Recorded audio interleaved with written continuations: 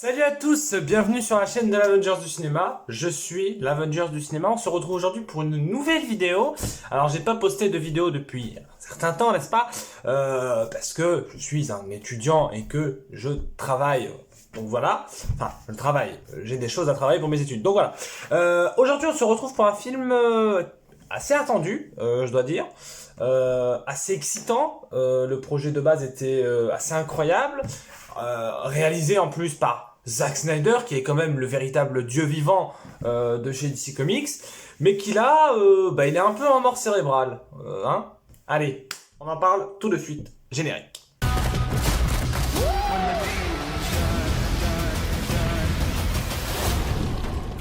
Qu'est-ce que c'est? La vache, c'est un tigre zombie. Donc, on va parler donc d'Army of the Dead, sorti vendredi soir, donc hier soir, au moment où je tourne la vidéo, réalisé donc par Zack Snyder, qui raconte l'histoire de grosso modo, il y a eu une invasion zombie, mais on n'est pas dans un Resident Evil ou dans World War Z où genre c'est mondial. Là en fait, l'invasion zombie, grosso modo, c'est des militaires qui transportent un coffre, une malle, où il y a un zombie. Le zombie s'échappe et du coup, invasion zombie à Las Vegas, sauf que ils ont réussi à faire une sorte de barricade, une sorte de zone de quarantaine dans Las Vegas, qui fait que l'invasion zombie est contenue, n'est-ce pas? Et finalement, Dave Bautista, qui est le personnage principal de ce film, est chargé par un milliardaire chinois ou japonais, il me semble, d'aller dans la zone de quarantaine afin de récupérer dans le coffre-fort d'un casino et de se faire 50 millions de dollars, ce qui est une somme assez conséquente. Est-ce que pour autant c'est une bonne idée d'aller dans une zone infestée de zombies, tout ça pour de l'argent? Chacun a son opinion sur la question. Le problème avec ce film, c'est que c'est claqué. Alors, je suis un immense fan du travail de Zack Snyder.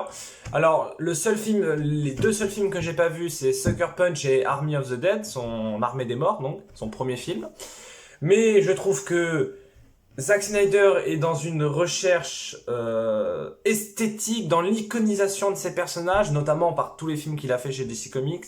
Il a une manière de filmer, de monter, de cadrer. Il a une esthétique, une patte visuelle bien à lui. Il a une photographie qui est sublime, notamment dans BVS, Batman vs Superman, pour les moldus, et la Snyder Cut, qui est pour moi, son chef-d'œuvre avec Batman vs Superman et Watchmen, mais qui sont des films exceptionnels. Et là, on voit la bande-annonce du film, on se dit, oh, ok, un braquage dans une zone de zombies, ça peut être sympa, ça peut être un moyen de, voilà, un film un peu bourrin, un peu drôle, un peu à la manière des Gardiens de la Galaxie, vous savez, avec de la couleur, de l'action, de l'humour. Bah non, non, je suis désolé. C'est-à-dire que le film fait 2h30, tu les sens passer les 2h30, parce que autant la Snyder Cut qui fait 4 heures, c'est énorme 4 heures, mais il y a de la musique, il y a de la mise en scène, il y a de l'action, c'est bien dosé, il y a du rythme. Là, il n'y a rien, c'est long et c'est chiant, je suis désolé. C'est-à-dire en plus, Snyder est le directeur photo de ce film. C'est-à-dire que d'habitude, sur un film, on a un réalisateur, un cadreur, un chef monteur, un chef écrissien et tout ça. Là, Snyder, il est et réalisateur, et scénariste, et cadreur, et chef de la photographie. Directeur photo, pour faire simple. Donc, ça veut dire que c'est vraiment son film à lui. Et après la Snyder Cut, qui était vraiment la plus grande expression de son style filmique, de sa mise en scène, de sa manière d'iconiser ses personnages à outrance, même trop pour certains, ben là, il n'y a plus rien finalement. Il n'y a plus rien et c'est assez triste à voir en fait. C'est-à-dire que la photographie, contrairement à la Snyder Cut, bon, on va faire plein de comparaisons, mais contrairement à la Snyder Cut où c'est coloré, alors bon, coloré, on est dans un film de Zack Snyder, donc il y avait un peu des touches de couleur, mais on restait dans des trucs très gris, très sombres. Là, il n'y a pas de photographie, la photographie est dégueulasse, elle est terne, elle est grise, il y a pas de vie dans son film, les plans n'ont aucun intérêt, les scènes d'action, pourtant le générique du film nous promettait quelque chose d'intéressant. C'est-à-dire que les 3 minutes de générique, on voit Dave Bautista et puis plein de militaires en train de défoncer du zombie à coups de coups de couteau. Il y en a même un qui a une tronçonneuse, enfin une scie circulaire plutôt. Et tu te dis, bon bah ok, le film est fun et sympa. Et après, fin du générique, plus rien. Il n'y a plus de plan, il n'y a plus de montage. Les effets spéciaux de zombies sont dégueulasses. C'est-à-dire que 80% du film, ça se passe dans les couloirs de Las Vegas, dans les couloirs sombres. Ok. Bah non, je suis désolé. Moi, ça me fait très très peur pour la suite. Parce que quand tu vois tous les films que fait Zack Snyder avant, qui sont exceptionnel en termes de mise en scène, parce que Zack Snyder a toujours été, a quasiment toujours filmé avec avec une caméra numérique, il a toujours été dans la recherche, dans le numérique, dans l'expérimentation. Je pense notamment avec Watchmen, qui est un film, alors, assez compliqué à prendre, à analyser, assez compliqué, mais qui a toujours une esthétique exceptionnelle, qui a des plans absolument dingues. D'ailleurs, pour ceux que ça intéresse, j'ai fait une vidéo sur Watchmen. Hein. Allez, donc vous allez la regarder de suite. Et là, il n'y a plus rien. En fait, on a l'impression qu'il a été stérilisé par Netflix, Zack Snyder. Ce qui n'est pas impossible. Ça, c'est fort probable.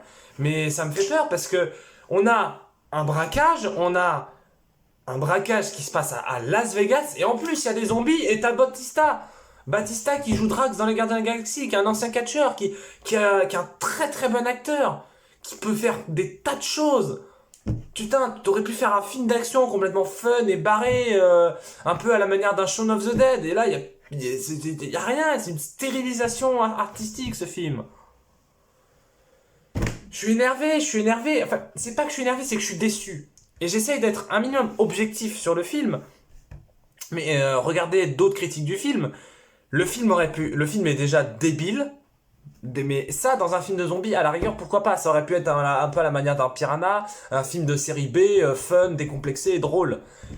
Là, c'est pas fun, en fait, c'est pas décomplexé, c'est sexy. C'est-à-dire, on a 10 personnages dans la bande de braqueurs, on a des clichés sur clichés, hein.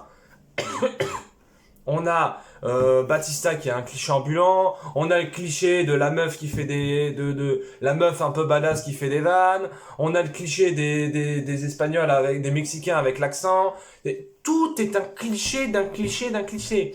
Et même le truc qui aurait pu être intéressant, c'est que Dave Bautista dans ce film est exceptionnel et il essaye de porter le film. Ça, je peux le reconnaître, c'est l'une des seules qualités du film, c'est que Dave Bautista dans ce film est incroyable. Là, Dave Bautista, dans Les Gardiens de la Galaxie, nous l'avait déjà montré, mais même dans Blade Runner 2049 ou dans Spectre, nous prouve que, ok, il a été catcheur, mais il est acteur. Et dans ce film, il a été obligé de tuer sa femme, puisque c'était devenu un zombie, choix cornélien, bien entendu, devant les yeux de sa fille. Et du coup, sa fille le déteste. Il y a une sorte de conflit entre les deux, normal. Et donc, on a une relation père-fille qui essaye d'avancer, et donc, là, tu te dis, les scènes où il est avec sa fille, tu vois Dave Bautista, tu te fais, ah ok, mais le mec est un acteur et le mec joue bien, je ressens des émotions, je vois ce qu'il veut faire, ça m'intéresse.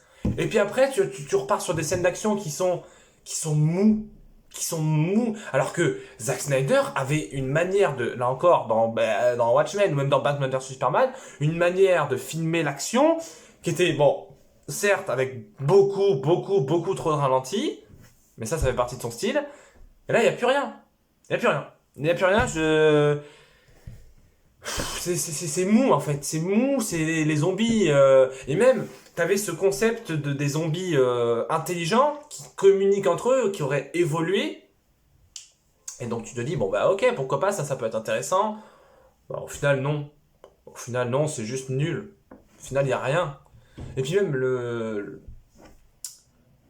dernier tiers du film, en fait, où tout le monde meurt du coup, et qu'il y a juste le mec à la scie sauteuse, hein, je sais plus comment il s'appelle, voilà, la scie circulaire, le mec a une scie circulaire, en fait, il s'était caché dans un bunker de Las Vegas avec l'argent, et parce que oui, le gouvernement a envoyé une bombe nucléaire afin de tuer tous les zombies, ce qui fonctionne. Sauf que, En fait, le gars, donc le Renoir à la scie circulaire, il a son argent, il prend un jet privé, nanani nanana, t'as capté. Et quand il est dans l'avion, il se rend compte qu'il a été mordu par un zombie. Et là, fin. Et donc là, ça annonce une suite. Et j'ai peur pour cette suite. J'ai très très peur parce que ça va être une catastrophe. Hein. Moi, Zack Snyder, on va parler du hashtag qui a été lancé sur Twitter. Release the Snyderverse. On veut un Justice League 2, un Justice League 3, on veut des films de super-héros de Zack Snyder. On veut pas Army of the Dead. C'est de la merde. Je suis désolé, j'ai essayé de rester un minimum objectif, mais ce film est nul. Il n'y a plus rien. Artistiquement et esthétiquement, c'est stérile. Mise en scène, il n'y a rien. Ok, Dave Bautista essaye de faire quelque chose. Essaye de porter le film, mais il n'y a rien. Et c'est triste pour un acteur parce que Zack Snyder c'est quand même un mec assez renommé et quand t'es contacté pour bosser avec lui tu dois être fier et content. Mais il n'y a plus rien. Il n'y a plus rien. Donc concrètement je peux que vous conseiller de regarder d'autres films de Warner Bros. Non.